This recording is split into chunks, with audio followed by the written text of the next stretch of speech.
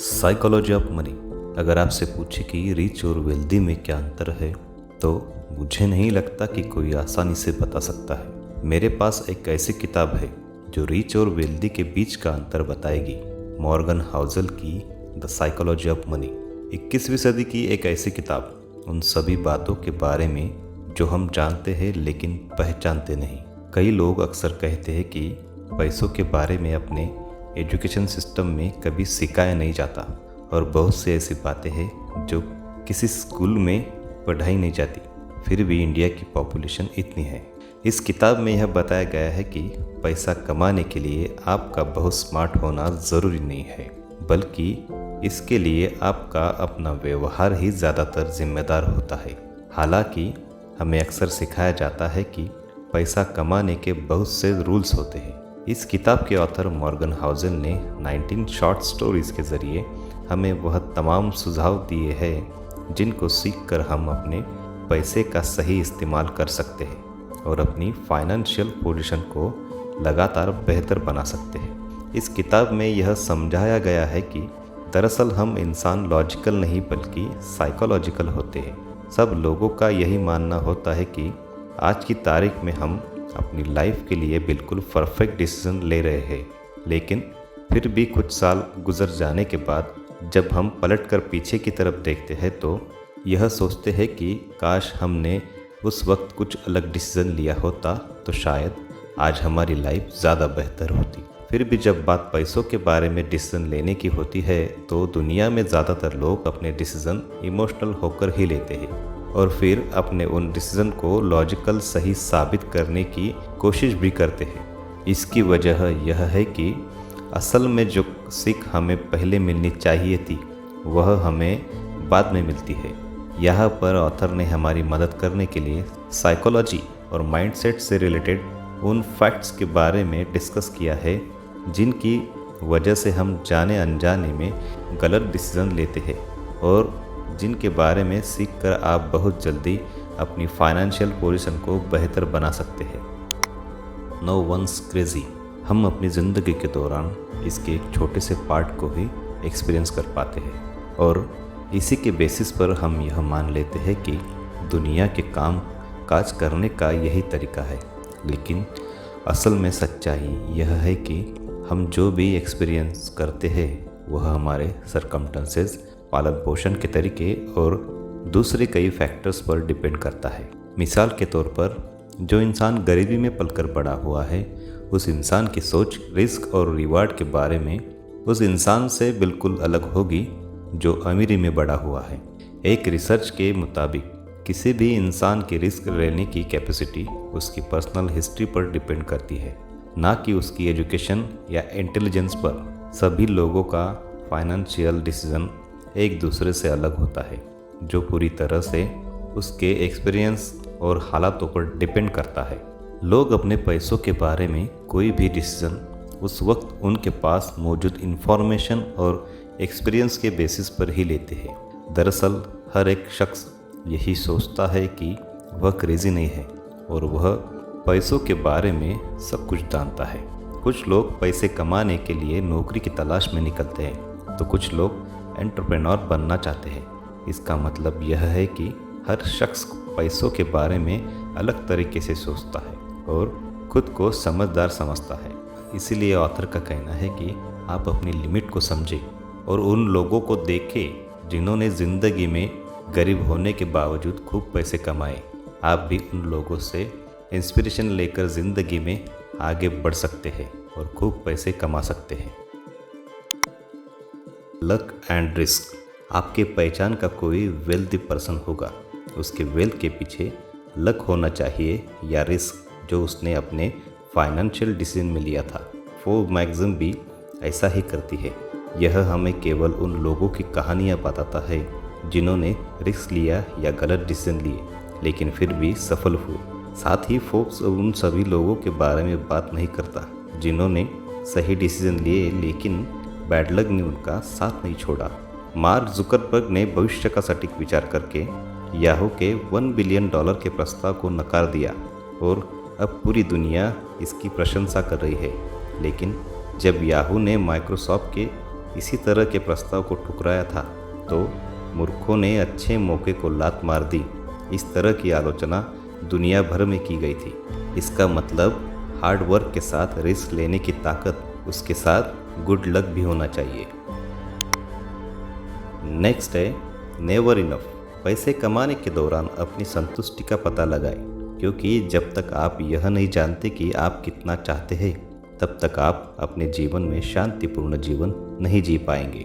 Self satisfaction of getting enough, यह एक बहुत ही सार्थक शब्द है। हालांकि यह बात भी सच है कि पैसा लोगों का दिमाग खराब कर सकता है, लेकिन फिर भी बहुत से अमीर लोगों को उनका पैसा कभी भी इनफ यानी कि बहुत नहीं लगता।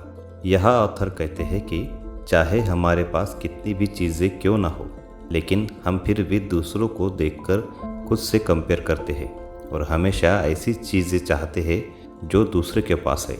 फॉर एग्ज़ाम्पल, साल के 50,000 कमाने वाला उससे ज़्यादा यानी कि महीने के 1 लाख रुपए कमाने वाले के साथ कंपेयर करता है, और महीने के 1 लाख रुपए कमाने वाला जो एक दिन में 5 लाख रुपए कमाता है उसके साथ, और 5 लाख रुपए कमाने वाला जो एक घंटे में 10 लाख रुपए कमाता है उसके साथ खुद को कंपेयर करने में अपनी एनर्जी वेस्ट कर रहे हैं। इस लड़ाई को कोई भी जीत नहीं सकता, लेकिन इस लड़ाई को ख़त्म ज़रूर कर सकता है। कैसे? इसकी शुरुआत ही ना करे तो अच्छा है। इनफ का मतलब यह नहीं है कि आप कम में ही खुश हो जाए और अपनी लाइफ मुश्किलों में गुजारें, बल्कि इनफ का यह मतलब है कि आपको इस बात की क्लैरिटी होनी चाहिए कि असल में कितना पैसा आपके लिए इनफ होगा, जबकि आपका पैसों के पीछे अंधाधुंध भागते रहना सिर्फ एक बेवकूफ़ी होगी। कुछ ऐसी बातें होती हैं जिनको पाने के बाद दूसरा बहुत बड़ा नुकसान होता है। इंडिया के बिग बुल और 46,000 करोड़ का एम्पायर खड़ा करने वाले मिस्टर राकेश झुनझुनवाला कहते हैं कि अगर मेरी हेल्थ मुझे वापस मिल सकती है तो मैं अपनी संपत्ति का बड़ा हिस्सा लिख देने को तैयार हूँ, और उतनी ही संपत्ति मैं कई बार कमा सकता हूँ। मेरे जैसे चालाक इन्वेस्टर को अपनी अमूल्य वेल्थ गिरती जा रही है उस पर ध्यान देना चाहिए था, यह ध्यान नहीं रहा। इसलिए आपको कुछ ऐसी चीज़ों पर भी ध्यान देना चाहिए जैसे रेपुटेशन, फैमिली, फ्रेंड्स, लव और आपकी खुशी वगैरह। किसी भी शख्स को एक ऐसा गोल बनाना चाहिए जिसके मुताबिक वह अपनी लाइफ में पैसा कमाने की एक लिमिट फिक्स करके साथ साथ अपने मोरल प्रिंसिपल का भी ध्यान रख सके और समाज के लिए भी चैरिटी में अपना योगदान दे सके। इस तरह से उसका पैसा अपने आप ही बढ़ता चला जाएगा, क्योंकि इस तरह से आपकी गुडविल बढ़ती जाएगी और उसी के मुताबिक आपका पैसा भी बढ़ता जाएगा। इस बुक का नेक्स्ट लेसन है आज़ादी, फ्रीडम। फ्रीडम यानी आज़ादी कोई एक शब्द नहीं है बल्कि एक सोच है। आज़ादी सबके जीवन में खुशियाँ लाती है, तो वह आज़ादी चाहे सामाजिक, बौद्धिक, पारिवारिक जो भी हो। फाइनेंशियल फ्रीडम प्राप्त करना बहुत ज़रूरी है। जब कोई व्यक्ति फाइनेंशियल फ्रीडम प्राप्त करता है तो बाकी फ्रीडम अपने आप प्राप्त होते हैं। यहाँ पर ऑथर कहते हैं कि असली पैसा वो होता है जो आपको टाइम से आज़ादी दे, यानी आपके पैसे की सबसे अच्छी फॉर्म वह होती है जिसमें आप जो करना चाहे वह कर सकते हैं। एक रिसर्च में यह पता लगाया गया कि कौन सी चीज़ें लोगों को खुशी देती है, और यह पाया गया कि वैसे तो हर कोई खुश रहने के लिए अलग अलग चीज़ें कर चाहता है। कुछ लोग खुश रहने के लिए पैसा तो कमाते हैं, लेकिन उन्हें इसके लिए दिन भर कड़ी मेहनत करनी पड़ती है। उनके पास अपनी लाइफ को एंजॉय करने का टाइम नहीं बचता। ज़्यादातर लोग अच्छे दोस्त बनाना और अपनी फैमिली के साथ क्वालिटी टाइम बिताना चाहते हैं। Mithun Sacheti, founder and CEO of CaratLane, जो कि है India's first online jewellery chain, उनका फाइनेंशियल फ्रीडम के बारे में बहुत ही क्रिस्टल क्लियर ओपिनियन है कि मुझे इतनी वेल्थ क्रिएट करनी है कि उसे पाकर मेरे peace of mind and health पर कोई भी साइड इफ़ेक्ट ना हो, और मैं उसी लिमिट में रहकर मेरे सारे बिजनेस डिसीजन लेता हूँ। मैं चेन्नई में रहता हूँ, मुझे मेरा सारा टाइम ट्रैफिक में गंवाना नहीं था। मेरा बहुत समय बच्चों के साथ बीतता है, उनके साथ खेलता हूँ, मूवीज़ देखता हूँ, यह सारा जो टाइम है वो मुंबई ऑफिस आने जाने में वेस्ट हो जाता। मेरा पैसा अगर मेरे फैमिली के साथ खर्च नहीं कर सकता तो इसका फ़ायदा क्या। तो फाइनेंशियल फ्रीडम का मतलब यह है कि अपने समय पर अपना नियंत्रण रख पाना। नेक्स्ट लेसन है सेव मनी। आपके खर्च करने के बाद बचे हुए पैसों को जमा करना ही वेल्थ कहलाता है। दरअसल वेल्थ को जमा करने के लिए आपको एक हाई इनकम की ज़रूरत नहीं होती, बल्कि इसके लिए आपको हाई सेविंग की ज़रूरत होती है। आपकी वेल्थ की वैल्यू आपकी इच्छा ज़रूरत के ऊपर डिपेंड करती है। आपकी सेविंग आपकी ईगो और आपकी इनकम के बीच का एक गैप होती है। लेकिन अमीर दिखने के लिए या स्टेटस के लिए कार, घर, आईफोन जैसी छोटी छोटी चीज़ें लोन लेकर न खरीदें। इससे आप बिल्कुल भी अमीर तो नहीं बनेंगे, लेकिन इतना तो तय है कि आप कर्जे में जल्द ही डूब जाएंगे। इसके लिए पहली सलाह है कि जो पैसा आपके पास है उसे व्यर्थ न गवाए, और जो पैसा आपके पास नहीं है उसे खर्च न करें। इससे सेविंग होगी और उसी सेविंग से इन्वेस्टमेंट होगा। सलाह नंबर 2, धन बहुत ही कीमती है। धन यानी खर्च न किया गया इनकम। धन एक विकल्प है जिसका उपयोग आप भविष्य में कुछ खरीदने के लिए कर सकते हैं। आपकी बचत करने की क्षमता आपके नियंत्रण में है, क्योंकि हम जितना सोचते हैं उससे ज़्यादा पैसा बचा सकते हैं। इसीलिए पैसे बचाना हमारे फाइनेंशियल कैपेबिलिटी से ज़्यादा साइकोलॉजी पर डिपेंड है। साथ ही पैसे बचत करने का कोई विशेष भौतिक कारण नहीं होना चाहिए। कार, घर, आईफोन, ब्रांडेड और लग्जरी चीज़ें लेने के लिए सेविंग न करें।